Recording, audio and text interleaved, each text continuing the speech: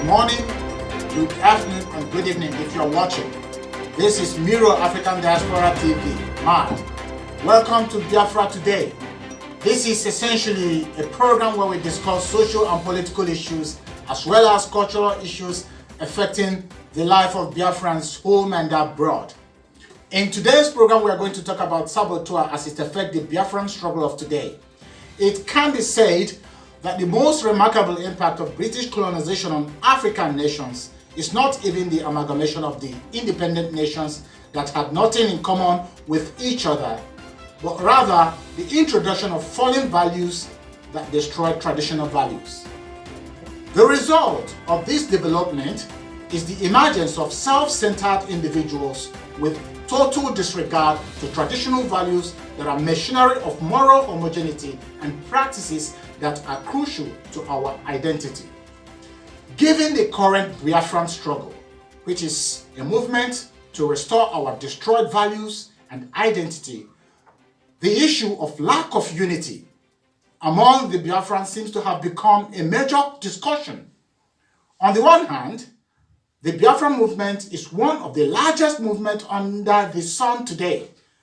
This can be seen as a clear evidence that the Biafrans are united.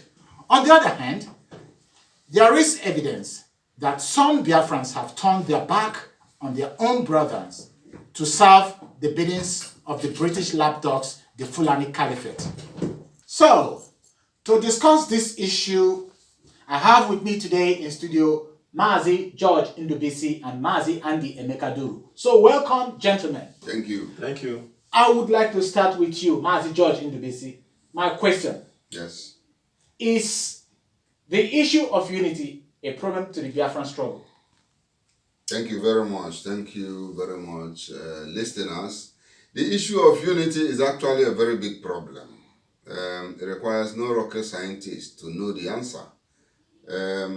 According to one of our Igbo philosophy, divided we fall and united we stand.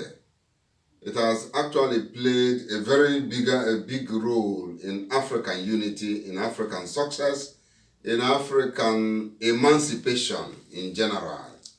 So in the case of Biafra, ever since we started the struggle, ever since our late father, Dim Emeka Odumegwu Ojukwu, declared Biafra, unity has been one of the stumbling blocks that has actually destabilized, that has actually bedeviled the movement.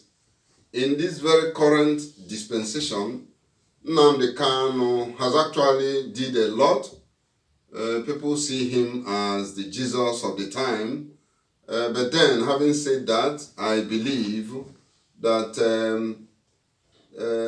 we cannot go it alone. We have a number of factions who may, for one reason or the other, will not identify with Nnamdi Kanu's IPOB or his modus operandi. We must find a formula, a system to get every agitating group under one umbrella. I believe on that very front, we're going to achieve a lot. We're going to achieve more, you know. Good. So, from your point of view, others should be carried along. Sure. Yes, so. People shouldn't essentially believe in everything Nnamdi Kanu said, but at least there should be a cohesion among the Biafrans in order to win this war, because this is the war they have to win. Sure. So now I still believe that it's probably a kind of insinuation what the enemies come across or would like to say. They want to say that Biafrans are not united. They say that perhaps, and in order to make you feel that you are not united, and then some of us pick up this word and continue to use it without knowing that it has a strong effect in the struggle. But however, I would like to hear from you, Mazi Andy Emekaduru. What do you think? Is the Biafran, is the issue of a lack of unity a problem to the Biafran struggle? Yeah, well, I want to, in my usual words, say a big salute to our audience and to you, the anchor person to this program. The truth of the matter is if whether unity is part of the problem to this Biafran struggle. I will categorically say yes to it. It is a problem, but then the issue of unity among the Easterners has been an issue that has become more like a virus on the part of our people, the Easterners. Why will I say this? I want to use quote a man I love so much, one of the living legends we have now, Professor Lumumba. He said in his last interview that unless Africa begin to look towards one direction, subjugate their interest into one direction, until then, the peace that Africa needs in order to strive will be far-fetched. And that word has always been ringing round in my head. The truth of the matter is, as much as I heard what my colleague said here, but I have some problem with the issue of this unity being a way of bringing the whole of other agitators in order to form a common front, because we are Igbos, we are Biafrans, and we are Easterners. And if you want to go by history, you will know too well. So many said we are Republican by nature. And when they say Republican by nature, what do they mean? Every man feels, I have my right, I have my mind.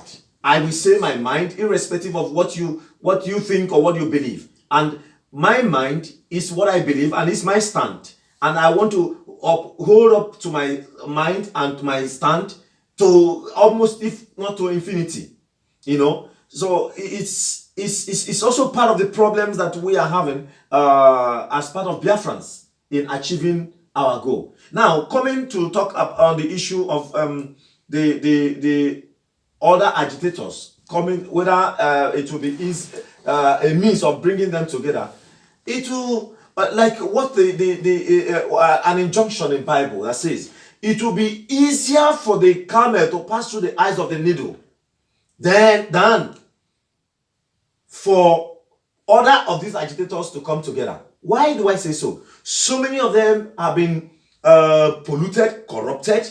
So many of them are acting on envy. What you know you are not capable of doing. Instead of you to pipe low.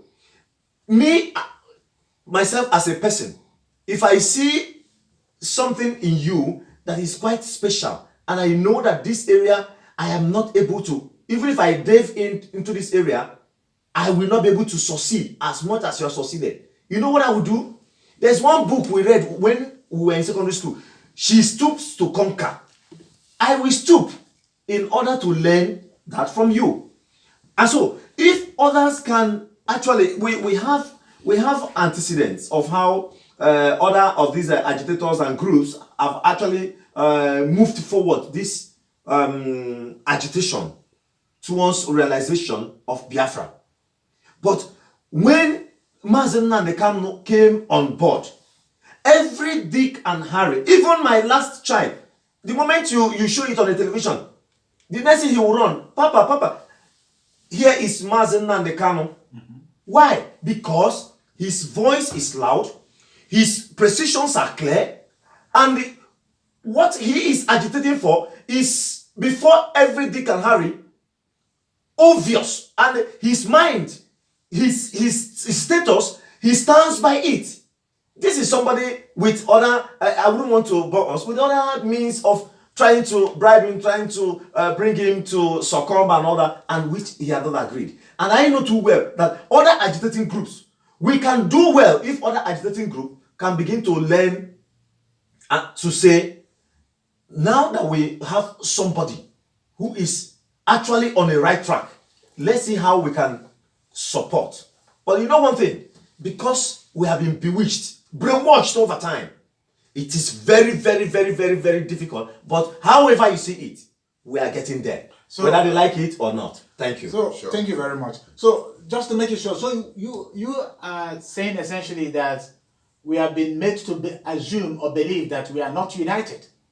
I mean, the enemies just, create that concept, create that mind that you are not united, and the more they keep telling you that you are not united, then a lot of people believe that you are not united, and that affects the struggle negatively. Yes, that is what you're trying to say. That is part of it. That is part of it. This brainwash and concept of we are not together. Yeah. Look at it and all that. They just get one hand pick of 1, 2, 3 of our people and all that.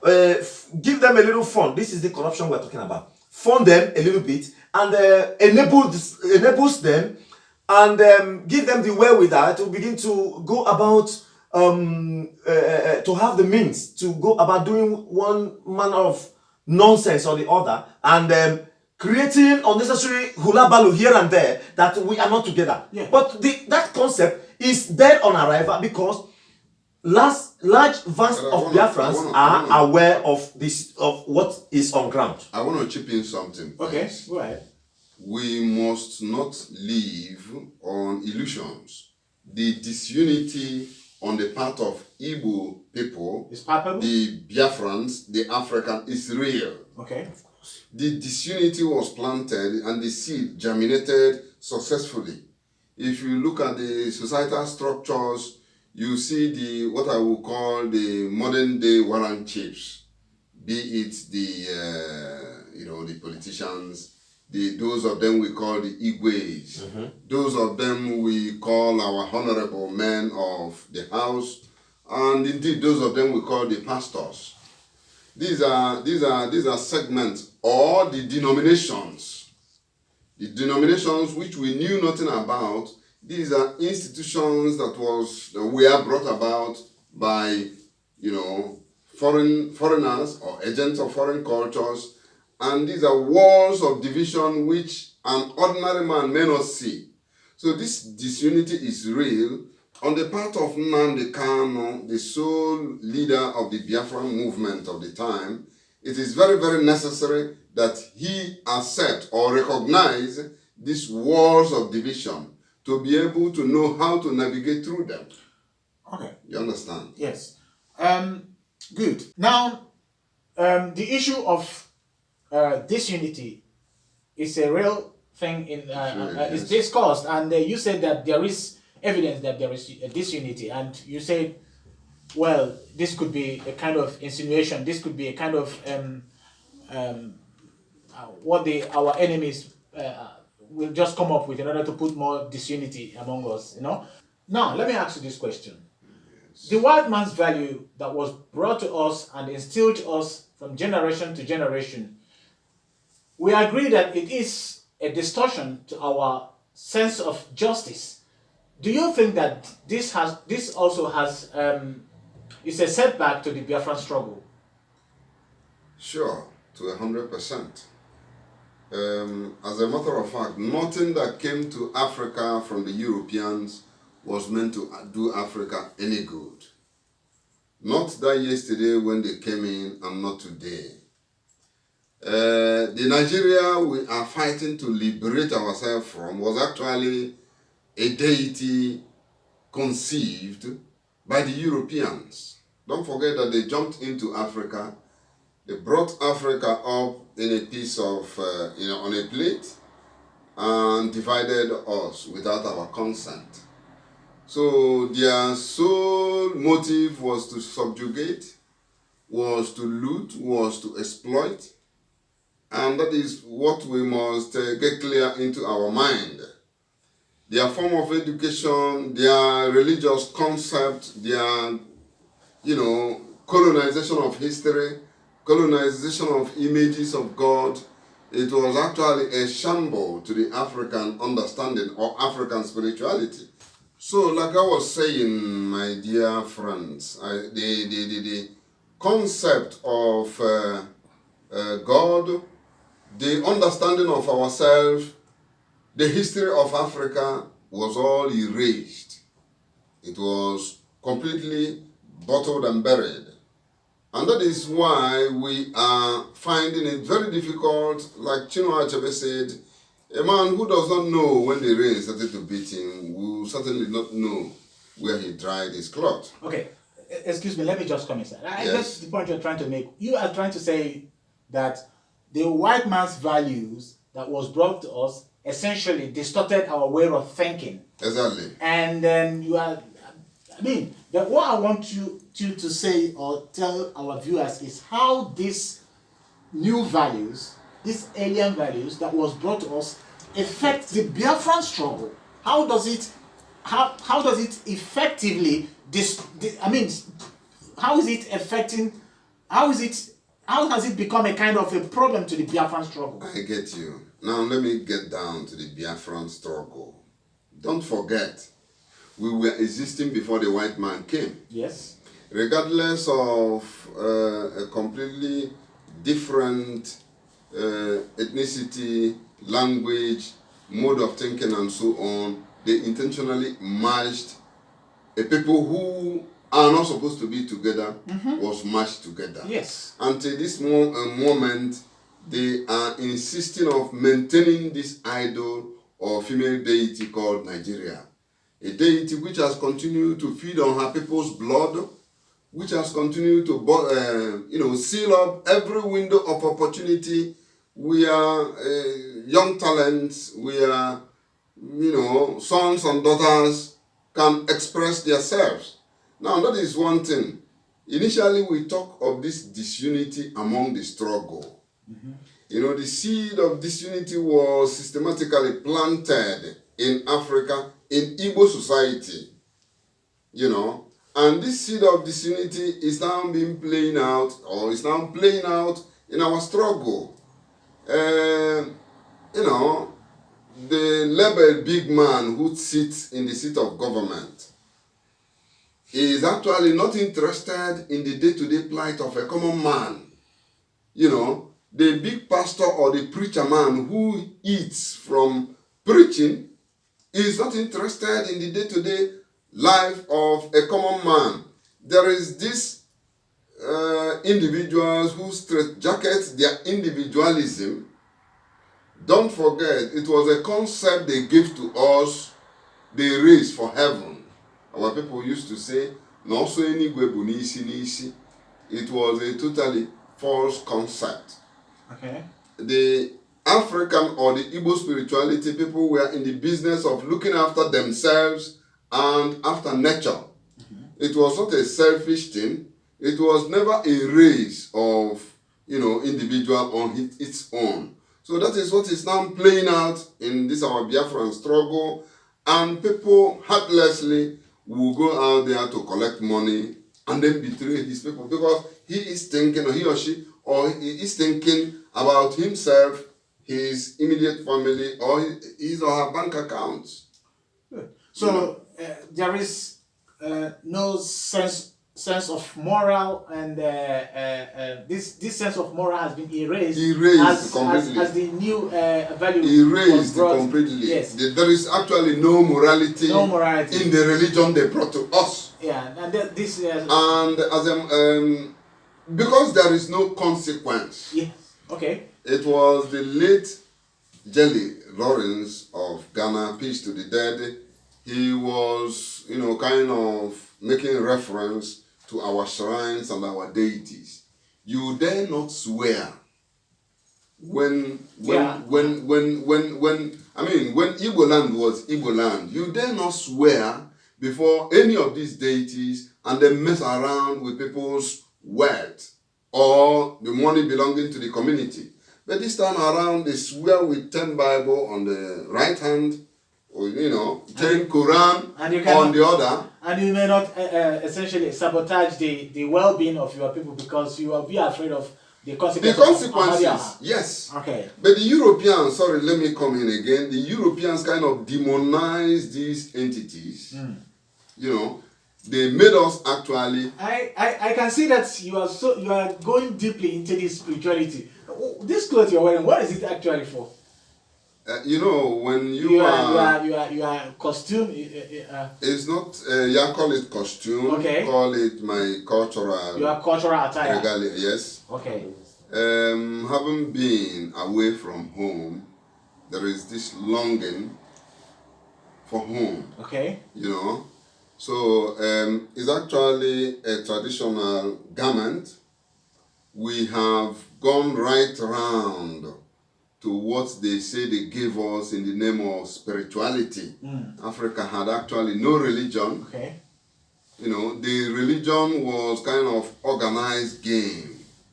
You know, so with our history, they held us down. So now we've come to realize that all these things are scam. We are kind of the modern day born again traditionalist. And I feel proud to showcase my culture, my identity, wherever I go. That is the essence of it. So I am, telling the audience, African spirituality is actually not evil as the European literatures, portray it. Yeah. So, to talk back to Mr. Andy Emekaduru, his point of view is that African spirituality, or that the Biafran struggle, the Christianity, if you will, is a setback to the Biafran struggle because, one point, people can commit the act of sabotage without fear of the consequence, right? Yes. In the context of African spirituality, they would have been afraid of Amadioha or whatsoever, because that one will have a direct effect. Yeah. So I want to ask you the same question. Do you think that Christianity let's just use the word Christianity, is a setback to the it's a setback to the Biafran struggle? Let me just put it that way. The question. Well, I think the question is in relative terms. Okay.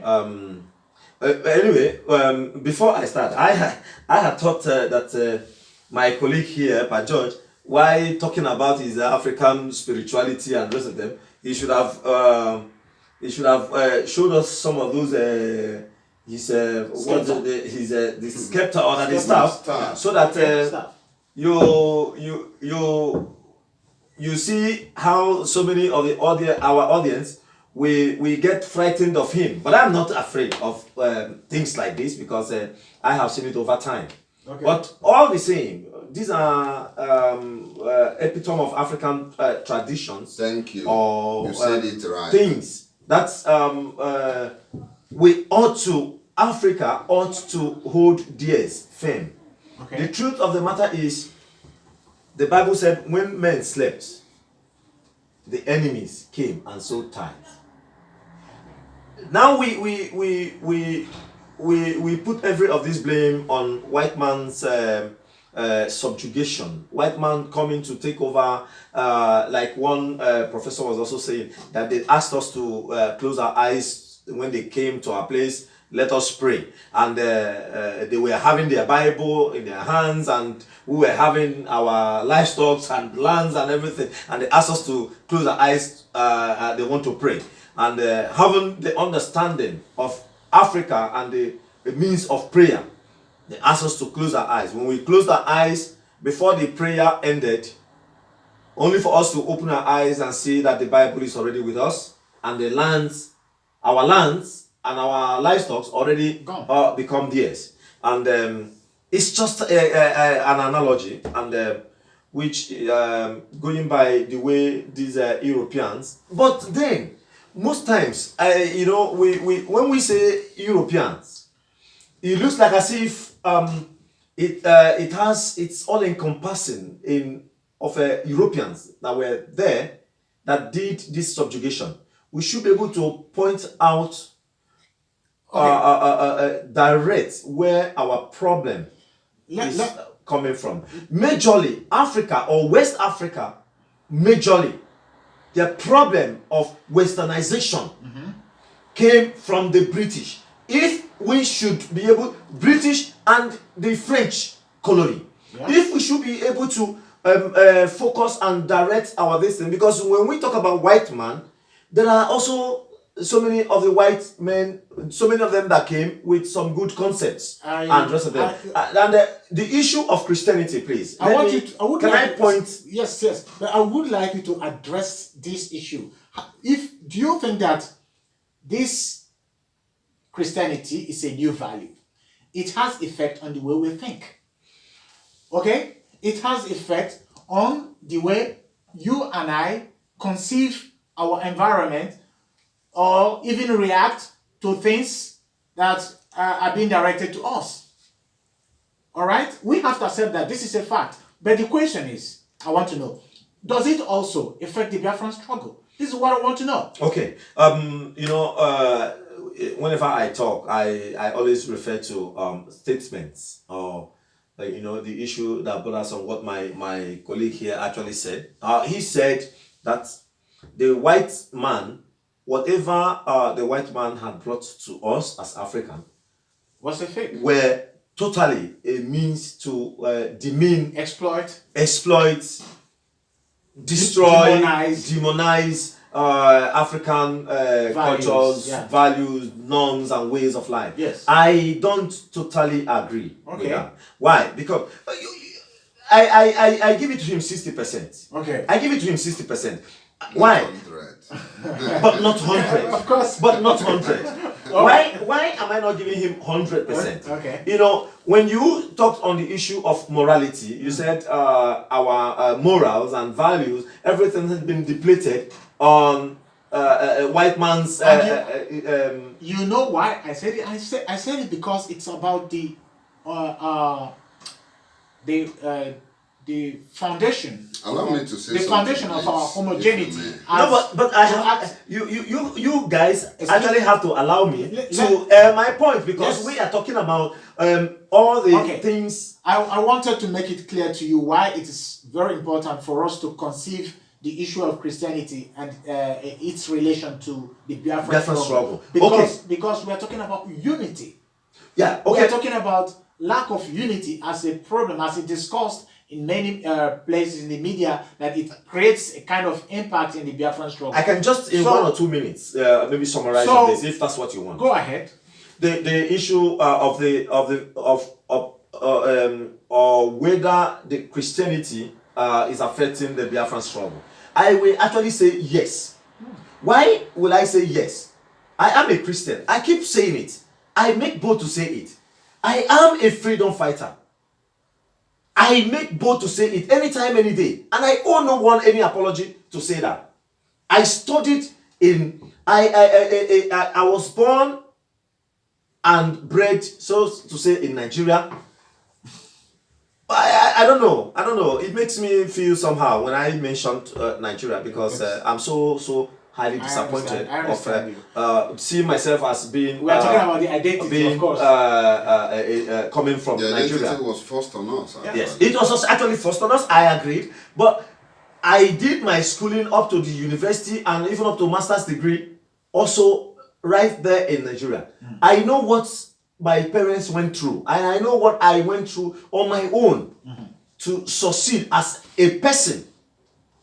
And I know at a time where I discovered that my welcome has expired in Nigeria, and I decided to borrow a leave to look for where I could get a life. So what am I trying to say? The issue that has to do with Christianity affecting the Biafran struggle, I said yes. One is based on the docility of our Christian and religious bodies.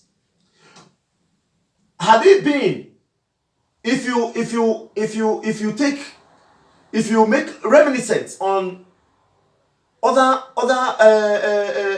freedom struggles and the rest of them, take for instance like the recent apartheid regime during the time of Nelson Mandela and the rest of them, Christians, even the religious heads, were part of the people in the forefront.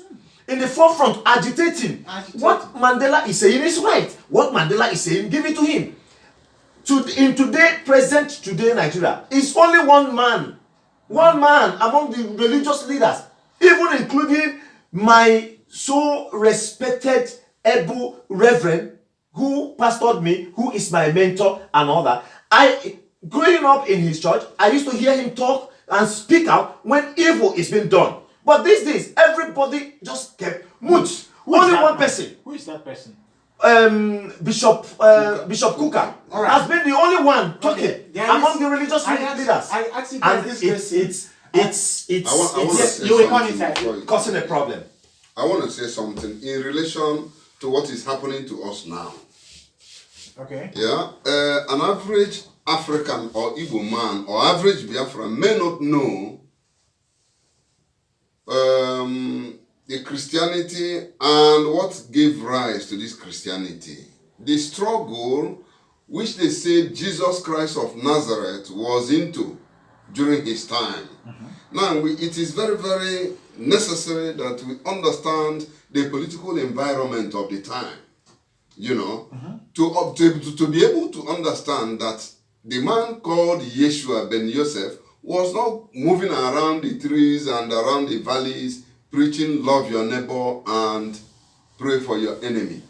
It was armed struggle. That was during the Roman occupation of the black, land of the Palestine. So he was saying that he was very active and not kind of... Yes, because this time around we have been kind of dosed with this cocktail of opium. Yes. And then we kind of want to pray our way out of one Nigeria, or out of British. Please let me stop you here, because there is important video I would like our viewers to watch, and it has to do with Father Ihuoma. I think his name is Oloma. Reverend Father Oloma. I think he quite mentioned this discussion in a way that everybody, no matter who you are, will understand that you must be engaged directly in the struggle in order to be free, whether you are a Christian or not.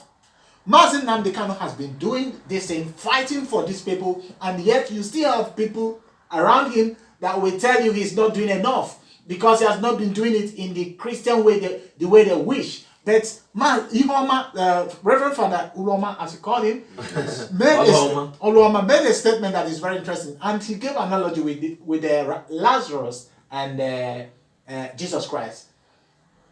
In his statement, it was clear that he's saying that taking direct action, being active in the struggle, even going to the Aso Rock, stopping everything they are doing there is necessary for God to answer your prayer. Sure. So let our viewers watch it, and we continue with the discussion. Yes. Before Jesus called Lazarus out, he told them, remove the stone.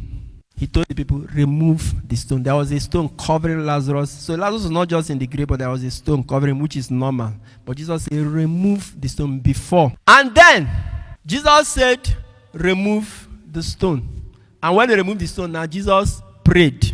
Listen, only Jesus prayed. Martha and Mary did not pray. The people around did not pray. Only Jesus prayed. The people's work was to remove stone, not to pray. What does it mean? Sometimes in Nigeria, those who should be praying are the ones looking for stone to remove. And those who should be removing stone are the ones praying. It does not work. Or what it means is that some prayers we do over certain situations is a waste of time. Jesus told them, remove. I think time has come when Kanu, and then the body that is in charge of all Muslims, pastors, priests, bishops, religious leaders in Nigeria, time has come for us to organize one powerful crusade where both Christians and Muslims will come. And that crusade should take place in the Ego Square, in the National Assembly, in Aso Rock. Occupy the place. Bring the people out, everyone, let them go. And stay there, and the senators and the members of House and the president and ministers, let them go nowhere until they do certain things that they need to do. Or else, remove them. Make them to do what they're supposed to do, or else remove them. Time has come for us to do that. Let's stop every time gathering people to come and pray for breakthrough, whereas the stones have not been removed. Jesus. So now you have watched this video. You can see that it is not about you being a Christian is not a Christian. Does not necessarily mean that you have to sit down and watch the nature or the world as it unfolds itself. You must be directly involved in your own destiny. You must impact your environment. You must do something. You must join the movement, the struggle actively for you to be free. Sure. So you said you wanted to say something. Let me give you an opportunity to say it. Honestly speaking, the video, trending around about Reverend Father Oloma, he's a very wonderful Reverend. Definitely. I love so much. I love watching his videos because he's always saying it the way it is. He's always saying it. He is a man I come to appreciate in the Catholic religious kingdom that speaks his mind. But away from that, let's not also forget that even the Jesus we are talking about, Jesus was a freedom fighter. Why did Jesus come? You see, the issue is that most times we follow, we worship. We worship without properly understanding our mode of worship or why we worship. We call ourselves Christians without understanding why we are Christians and all that. How did Christianity come? It was Jesus who came and who gave birth to Christianity, was a freedom fighter. He's always saying it the right way. I give you 2-3 instances. The 2-3 instances, even the issue of Lazarus that Reverend Father Oloma made mention about. I love that analogy. That was interesting. Jesus, even when Lazarus died, the Bible said he stayed 2 or 3 extra days. On the 4th day he came. When he came, what happened? Mary and Martha, the sisters to Lazarus, were disappointed. They are so much as the populace there were also disappointed. And they were saying, now if you had come earlier, this wouldn't have happened to you. And the Bible said Jesus wept. Meaning he felt the pain of the people. But away from that, what happened? He said, these things will happen today. What will happen today will happen so that your people will know that there is a manifestation. An action man with action words. Another time, when Jesus came into the house and discovered that they were doing gambling, kalo, as we can say it, he exhibited some level of madness. So this same thing continued. What am I trying to say? What I'm trying to say is, if our Christian bodies, I'm a believer, I'm a Christian, if our Christian bodies can join, align themselves together towards the struggle for emancipation, for freedom, for deliverance. When you talk about deliverance and all that, we are very good at in the church. Come, you need deliverance and all that. You need deliverance. The deliverance we need is from man, our fellow Africans, our fellow brothers. We need freedom. We need this freedom when we are free, because the Nigeria of a place was not being given birth in a normal way it should be. Okay. So let me just. So what you're saying is that prayer requires active action and physical. It's not only about prayer. Prayer is good. You prayer pray. Is good. So we are living not just. But prayer without faith, without action, is dead. The Bible said it even. We are living not only in the spiritual but also in the physical world. Of course. So both are needed in order to make good impact in your life. Of course. You guys have said enough. But one thing is clear: something cannot be true and false at the same time. Okay. If you think Christianity is kind of a force that will propel you into this, freedom, then we are making a very big mistake. Okay. First of all, we must understand, when I sit around and hear the so-called Christians referencing the Bible the way it was given to them, then they are kind of making a very big mistake. The mistake the Africans has been, into for ages. We must also understand there is no name known as Jesus as at the time. What we have is a man named Yeshua ben Joseph, Yeshua ben Joseph was one of the leading man, or rather one of the key figures in the revolutionary movement of the black men who were under the Roman oppression. Now, we must understand that a number of... Are you saying that Jesus was a black man? Sure. Okay. What they gave us, the white, blue-eyed boy they gave us now is part of the deception. Yes. The history of the black man was kind of sidelined. And some people may question, it doesn't matter if he's white or... No, it matters. Because inside the understanding of an average black man, I will now look at maybe Angela Merkel as my goddess because he's white. The picture of Virgin Mary, it's in 16th century was still black. And mind you, there was no holy formation of what they presented to us now. This is clear armed struggle. It was called this Nazarene Party. At the end of the day, we have this advanced squad, the men called the Zealots. Anyway, what you actually would want to understand want us to understand, even our viewer, to understand from this issue is that this Christianity you are talking about is something that had begun quite... It was a long time, yes. It was a revolutionary movement. It was a revolutionary movement. That's the point he's trying to make. And however you see it, has come to stay. Good. It's not going to stay. Wait, I want to chip in something. Christianity. Time. Change is what they say is constant. It's constant. Don't forget, Turkey was to an extent 90% Christians. Now, Christianity is gone there.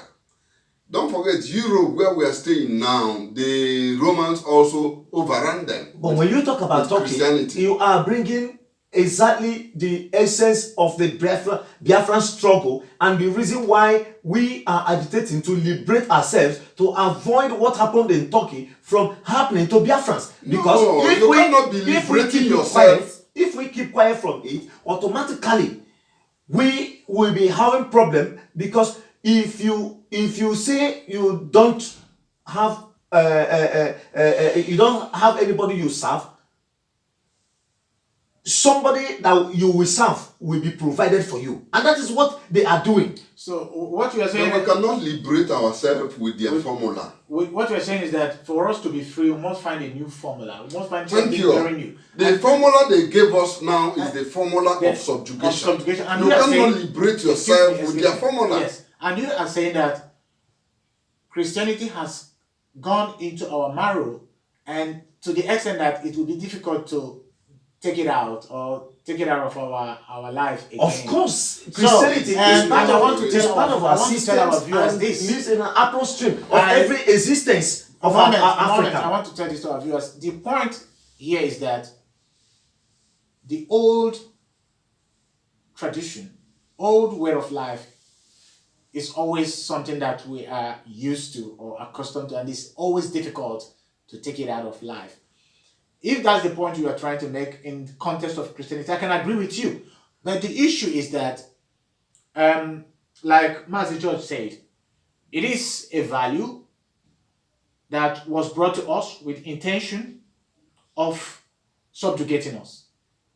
And in as much as Biafra is not just a cause for, it's not essentially, it has more to do with ideology than with economic pursuit. We can as well consider the issue of Biafra struggle as one aspect in life that is not just trying to replace people because they need some money, but because they have been mentally damaged. So in this context, it is a kind of quagmire in which we find ourselves. How do we solve it? and this is a topic we might. I don't think we can. There is a way we can succeed in liberating ourselves, Biafran wise, without Christianity. Without adjoining, without the support, without the inclusion of religious belief, which is Christianity. Okay. Like look at the problem. I'm saying to you, I am saying that I'm a Christian. That should be our last point for this Nnamdi program today. Nnamdi Kanu being a leader of a wonderful movement, I support him 120%. If there's anything like that, why? Because he believes in Christianity too. No, not only in Christianity. So many Christians are even against Nnamdi Kanu because he does not. He still he believes in what's the name of that? Judaism. In Judaism or whatever. I don't know what. I once heard him saying that he's also a Christian. Yeah, because his generation. You will also hear him talking of Arochukwu. Yeah. So so that tells you. I think they understand. It tells you of a liberated mind. It tells you of a liberated mind. It tells you he understand who he is. Which is also somebody like me. As much as I'm a Christian, I am of a liberated mind. The point you are making is that you have the capability to combine this old tradition with the new one without finding yourself in an internal conflict. Take what is good and leave what is bad. And you are saying that call a spade a spade. No, excuse me. You are saying no. Call a spade a spade. I say call a spade. No. He is not calling a spade a spade. No, he is actually saying hook, line, and say. You cannot take out what is good from. You can't eat your cake and have it back. No. Yeah. So thank you very much, gentlemen, for coming for this program today. Oh, it has been very, very interesting. And then I would say next time we are going to continue where we stopped today. And thank you very much, our viewers. Please subscribe to our YouTube. If you haven't done so, please do that so that you will get notified anytime we post a new video. Thank you very much and have a wonderful evening. Goodbye. Bye.